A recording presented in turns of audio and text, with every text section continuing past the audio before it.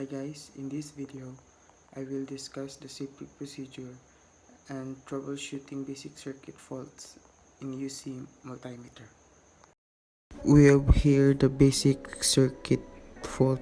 First, the short circuit. Second, the open circuit.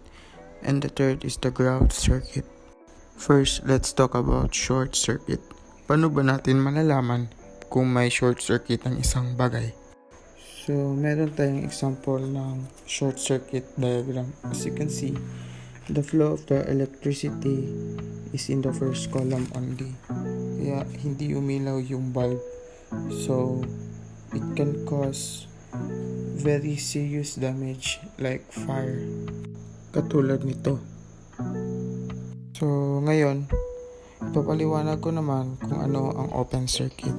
So, ang open circuit is a circuit where there is an opening that stop the flow. So, nakita natin sa example, may light bulb na hindi umilaw kasi ang circuit is may gap or opening na hindi makaka-flow yung electricity. Kumbaga, naputol yung wire kaya hindi umilaw yung bulb.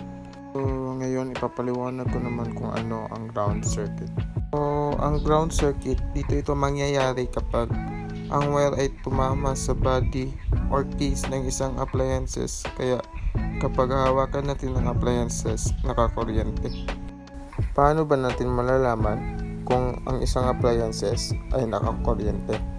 So, gagamit lang tayo ng multi-tester upang malaman natin kung ito ay grounded or hindi. Sa pag-check, ilagay lang natin yung isang test probe sa wire at yung isa ay sa body ng isang appliances. At doon natin malalaman kung may ground ba or wala yung appliances.